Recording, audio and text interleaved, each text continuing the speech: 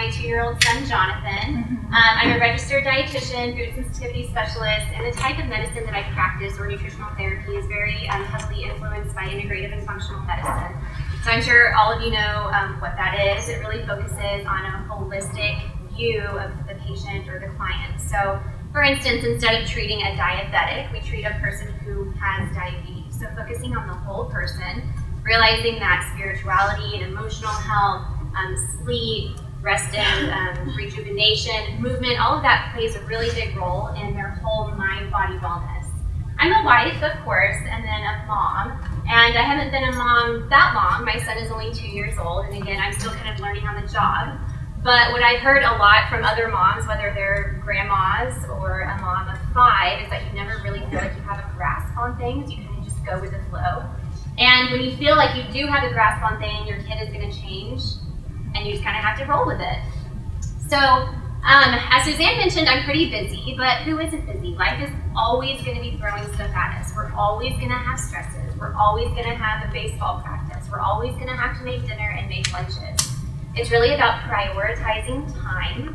And if you're looking at gaining health, prioritizing food and your food choices is going to be of utmost importance. And so we've all experienced mom guilt. It's built into our DNA. We feel guilty over everything. I know I'm guilty of, if my son drops something on the floor, I sometimes let him eat it, and that's okay. But sometimes I feel really bad about that. Sometimes I don't. And so I've kind of figured out that you can feel guilty over everything. But the 4 things that I've realized that moms for mom guilt are feeling the guiltiest about is 1, we're too tired. We're all tired. You can get as much sleep in the world, but you're still going to feel tired. And these are a lot of complaints that I get from clients that I'm seeing. And so what I'm listing here, I'm going to go through what I focus on for nutritional therapy and how can we navigate your way out of this symptom that you're having. We're in a bad mood. You sat in traffic. If you're a working mom, you have to deal with your coworkers. And sometimes it's really easy to take out and project your anger on the people that are closest to you. And especially a little person, sometimes it's really easy just to get mad. So we're in a bad mood. We get mom brain. It's kind of an interesting phenomenon. Like the moment you get pregnant, you just develop this mom brain, which isn't necessarily a good thing. You're just always foggy and you can't remember anything.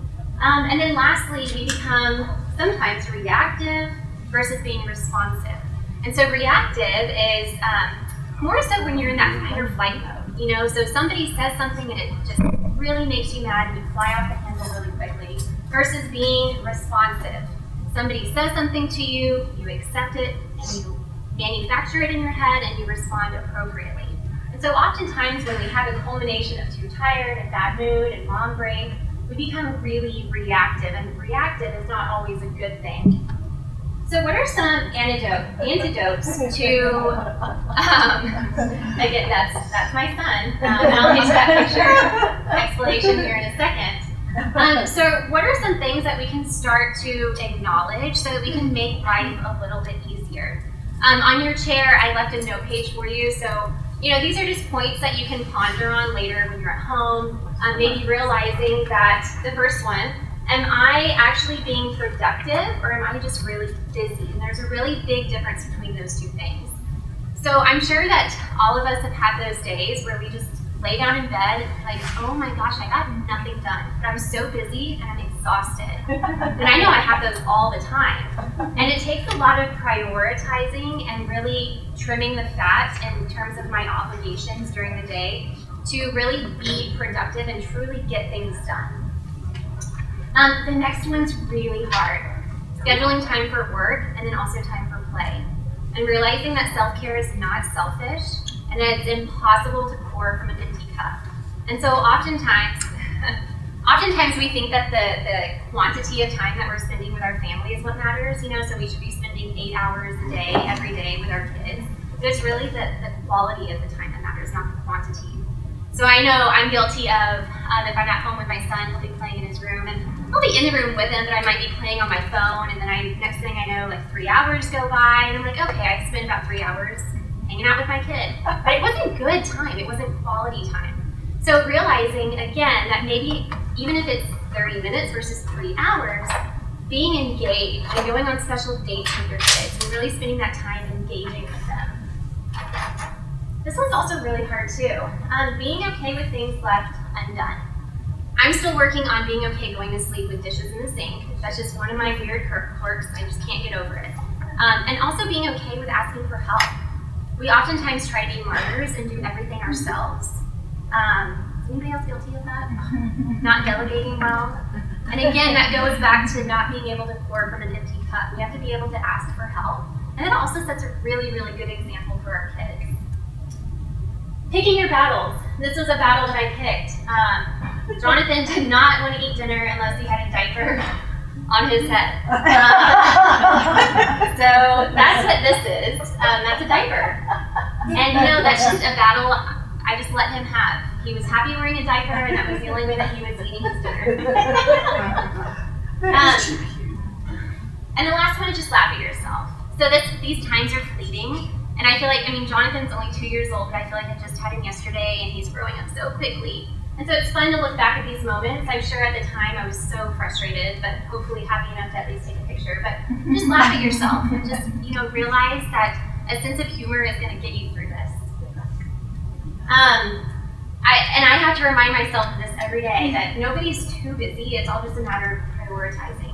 So going back to what I said, trimming the fat of those unnecessary obligations, things that don't fulfill you, if they don't make you happy, if people don't make you happy. It sounds mean, but you gotta just focus on you and your family, because that's what matters the most. And good food means you're gonna be in a good mood. The body runs off of vitamins and minerals and amino acids and fatty acids, and those are the building blocks of life and neurotransmitters. And we have to have those, and we get an abundance of those through good quality food. So we need to make sure that the diet is the foundation of everything. So supplements are great, but they're supplemental to a good diet. So as I mentioned, I'm going to go over those 4 reasons that moms get mom guilt, and like the 4 common complaints that I get from clients when I'm seeing them in the office.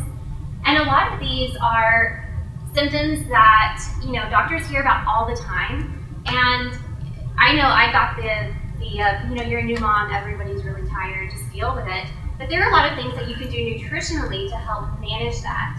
So the first thing that I talk about, aside from, of course, having a good balanced plate, which I'll get to here in a little bit, is I really like to look at levels of different vitamins, and there are several tests out there to do that. I like to look at what's going on inside the cell. And in terms of fatigue and energy levels, things like the B vitamins are going to be super, super important.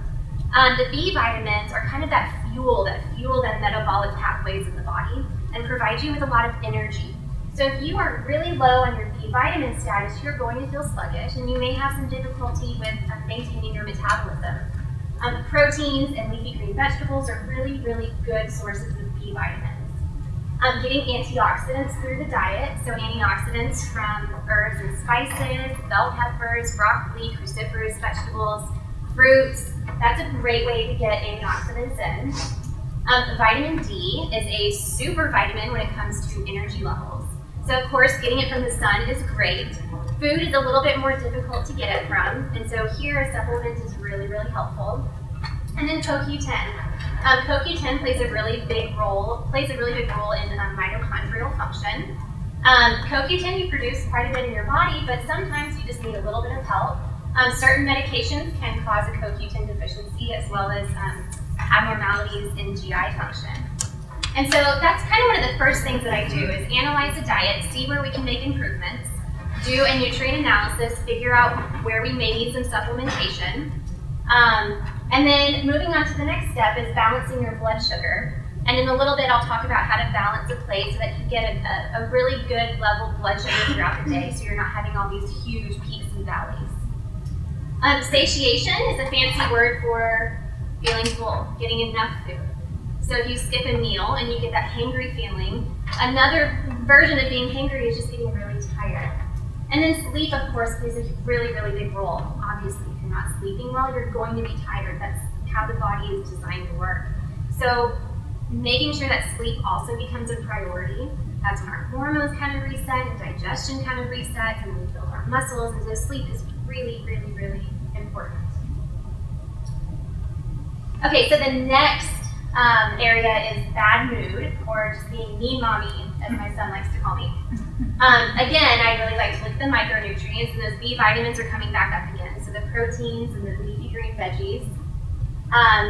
Serine plays a really big role in brain chemistry, and that's another one that will pop up on a nutrient panel. Vitamin D, again, so important for hormone regulation, as well as so many other things in the body. And then inositol, which is another one that helps with neurotransmitter and hormonal production. We talk a lot about blood sugar regulation, going back to focusing on the sleep. And then oftentimes, if I have somebody who is just kind of all over the place in terms of their mood, I'll look at a stool panel and see if they have any sort of dysbiosis going on. So whether they have too much bad bacteria, not enough good bacteria, what's going on in there? We produce a lot of our hormones along the lining of the GI tract, and so we need to make sure that that is in good working order. And I'm a huge fan of deep breathing. And this is something that is always a challenge for me, because getting a quiet room in my house to meditate probably isn't going to happen because I have a 2-year-old boy.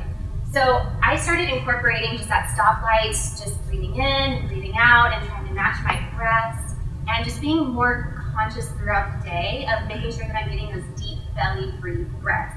Because oftentimes when we're really stressed out, what happens? Like, how do you feel? Your chest gets tight, you have that chest breathing, you're not having that oxygenation through your body. So it's really important, if you are feeling stressed or you feel like you're turning into mean mommy, just stop, just take a really, really deep breath. Okay, so now we're going on to mom brain, which I see a lot, and it can mean a lot of things. And so this one is always fun for me because I get to play detective and I get to do a lot of lab tests to figure out what's going on. Again, the micronutrients. I love, the stool panel has been the coolest thing that I've incorporated into practice. I love looking not only at bad or pathogenic bacteria and viruses, but also looking to see if there are enough good bacteria present in there. Oftentimes that gets skipped on a conventional stool panel. And it'll look at levels of inflammation in the GI tract and a whole lot of other really cool things. And so as I mentioned, a lot of hormones get produced in the GI tract. And so here with mom brain and ability to focus, that's one of the reasons that I like to incorporate the stool test. Thyroid function. It's really common, after pregnancy and during pregnancy and throughout the period postpartum to have changes in your thyroid hormone. And one of the symptoms of that is inability to focus and fatigue, and a lot of the symptoms of being a new mom. And so I encourage a lot of my clients to reach out to their doctor or their OB-GYN and get a thyroid panel and see what's going on with that. Food sensitivity, sometimes. I've worked with some clients who have some kind of obscure food sensitivities, and once they took those out of the diet, their ability to focus was much better because their body was focused on focusing and not on fighting off this food that is a foreign invader to their body. Sleep again, and then fatty acids. And so the brain is very abundant in fat, and so it's really important to get fat through the diet. As a dietitian and as somebody who's a huge fan of fat, I have to do a lot of unlearning with my clients who are very fat phobic. And fat is really, really helpful for brain function and joint lubrication, absorption of fat-soluble vitamins. So things like avocado and coconut, nuts and seeds, animal fats from good quality animals, so pasture-raised and grass-fed as much as you can. Fatty acids are wonderful for brain health. And then the last one, reactive versus responsive. So like I mentioned, I think I even said running away from a tiger, reactive is that fight or flight. So somebody says something to you and you react right away. You have no buffer zone. You just get angry really quickly. Oftentimes that can be an indication of some cortisol imbalances. And so I do a lot, again, with fatty acid optimization. Fatty acids help to feed the adrenal glands, and the adrenal glands are one of the primary organs that secrete the cortisol. The deep breathing, looking at micronutrients. Do you have the nutrient status to support that stress process throughout the entire body? And, that's all well and good. We can talk about vitamins and minerals all day long and deep breathing, but the reality is that a vitamin bottle is not going to make your kids' lunch and do the dishes and make your husband's dinner. So, how do I actually make it work? Again, it's prioritizing time. And then these 3 steps. And it's a little bit of tough love here. So the first one is just learn to love leftovers. And if you're somebody that doesn't like leftovers, you have two options. You eat leftovers, or you agree to cook every day. You can't have none, okay? So the leftovers are such a good option for lunches, for quick dinners. They're things that you can throw into the freezer. I'm getting ahead of myself. And so leftovers are truly a lifesaver when you're a busy mom. So I'm going to jump to this picture. This is from a client of mine. Her son, it's truly an amazing story. Her son had cerebral palsy, and he was having a surgery at Scott and White, and he was going to be in the hospital for 6 months, and he was eating through a feeding tube. So she was putting pureed foods through a feeding tube. And she realized how important food is for his recovery and for being in the hospital. And so she made 6 months worth of food. I did food sensitivity testing on him, and we got him very low inflammatory foods based off of his blood type. And she pureed 6 months worth of food and brought two freezers up to Scott and White.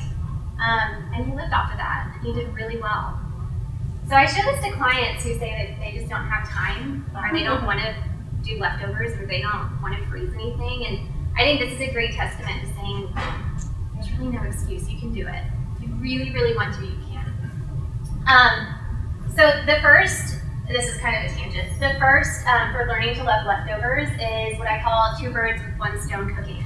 For instance, if you have your oven on and you're baking some chicken or baking some asparagus or whatnot, the oven's already on, and in Houston, I don't like to turn my oven on very often, so throw something else in there. Throw some sweet potatoes or regular potatoes or beets or something else that is really easy to keep in the fridge and eat as a leftover. So if the oven's on and it's not full to capacity, go ahead and throw something else in there.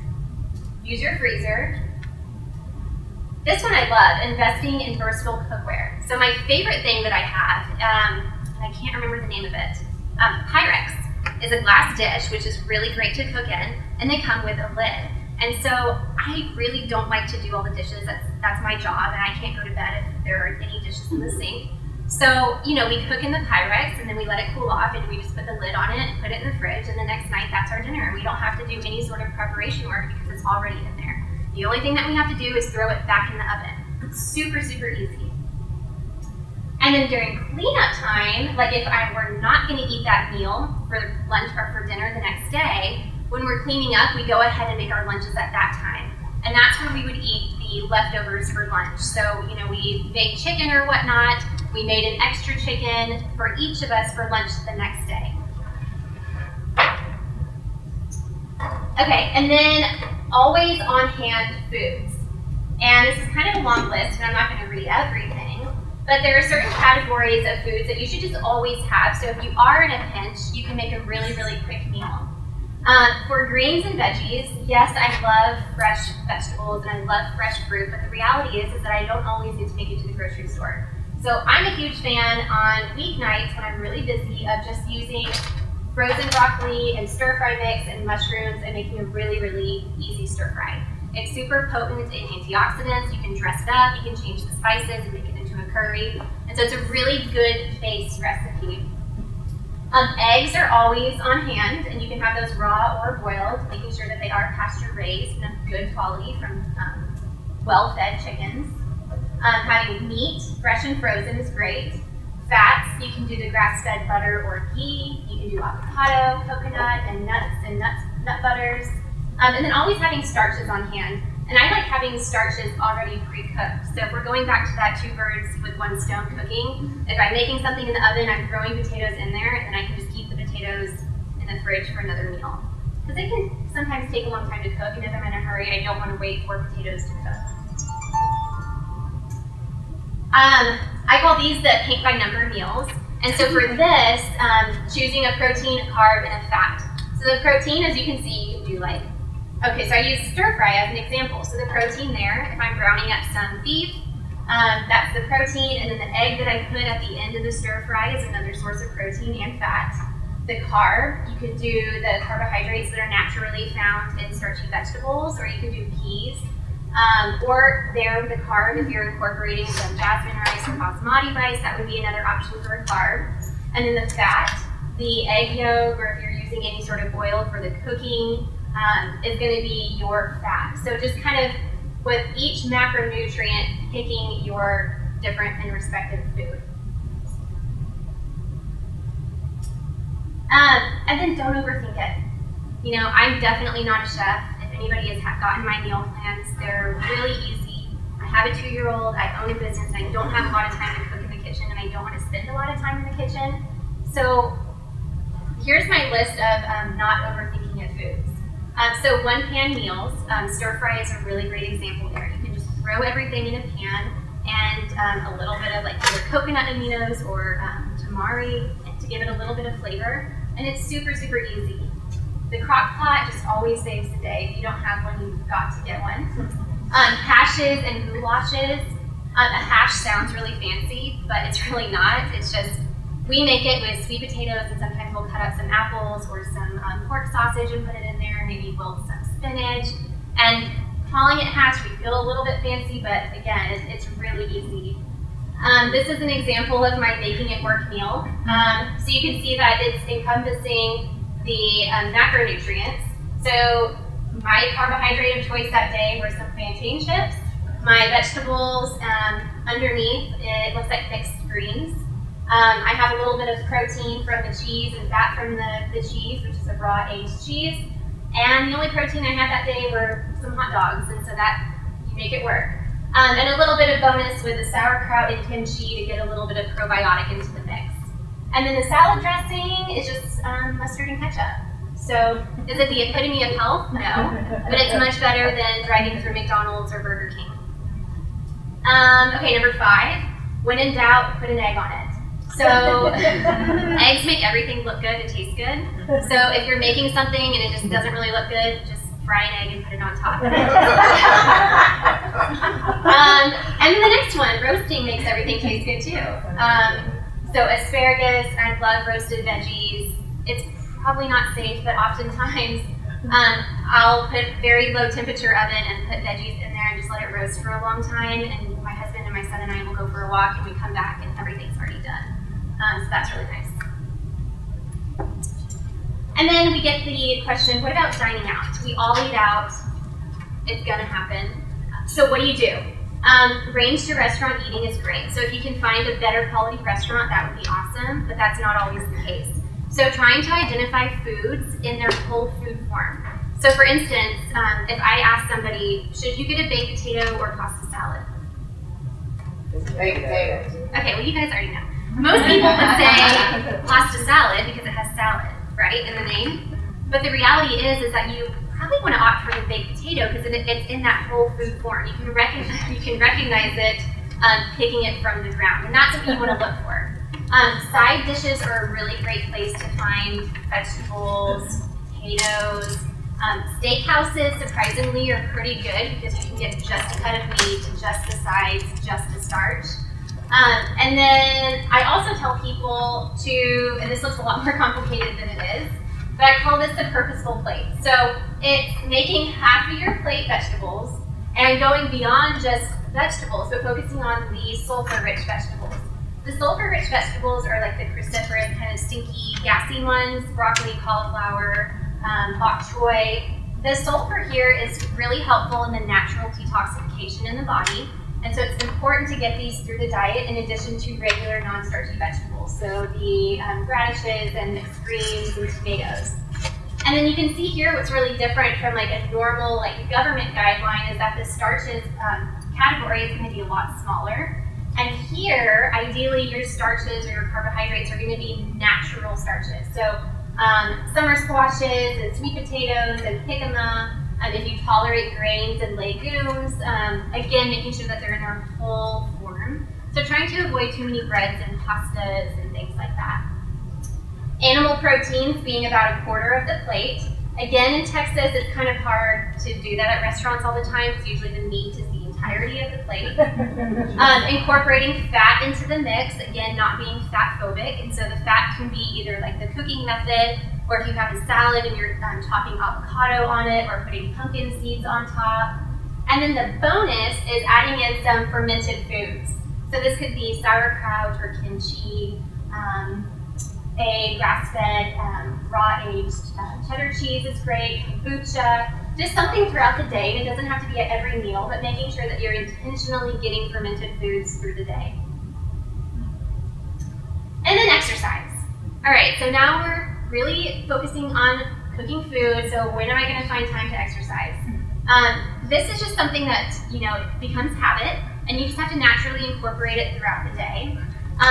Standing more throughout the day. So if you are at a job where you're sitting a lot, maybe getting an exercise ball and sitting on that, or setting a timer and just standing up. Take the stairs. My favorite one is when I'm going on a walk with my family. Well, my husband and I will take turns running intervals up and down the street. Body weight exercises at the park. It's like if you have a TRX, that's great. But I went to the park the other day and I tried to do the monkey bars, and that was really hard. So that was exercise enough for me. But incorporate your kids, just running around with your kids. And if you see what kids do, they don't exercise and they are pretty much healthy and good shape. So running around with them, getting those like fast and slow intervals with them, it's fun, but it's also really, really healthy for you. And I'm a huge fan of 30-minute workouts. Again, going back to the quality and not the quantity. So if you're somebody who likes to run for 2 hours, that's great. But if you're busy and you just want to condense it, you get a lot of benefit from doing like a really hard 30-minute workout versus like a not so hard hour-long workout. And I love this. Spend less time in the gym burning off junk and more time in the kitchen making healthier meals. So a lot of people, if you're exercising to burn off what you ate at lunch, that's maybe not the best mindset to have. So making a better choice at that meal, and maybe spending a little bit less time at the gym. And this one's really, really important, is just to relax and restore and breathe, get adequate sleep, realizing that the stresses are never going to go away. So incorporating a good stress management practice is going to be really, really helpful. We all have to learn how to deal with the stress, and it doesn't have to be meditating. I like to watch Real Housewives, and it's kind of embarrassing, but that is my stress relief. Gratitude goes a long way. So whether it's just realizing what you're grateful for, writing it down in a journal. Some people like to do it before bed. Some people like to do it first thing in the morning. Just choosing the right time of day for you to be thankful for at least one thing. Forgiveness, as moms, this is really hard. Forgiving yourself and realizing that you're gonna mess up, and you have messed up, and our parents messed up, and being okay with that. And just loving yourself, and that sounds kind of corny, but realizing that you're doing a good job. So again, that's my son. And if you follow me on social media, I post his plates, a lot of what he's eating, and I always have to put a disclaimer that I take the picture before he eats, and he likely doesn't eat everything that I put on there, but you just have to keep trying and trying and trying.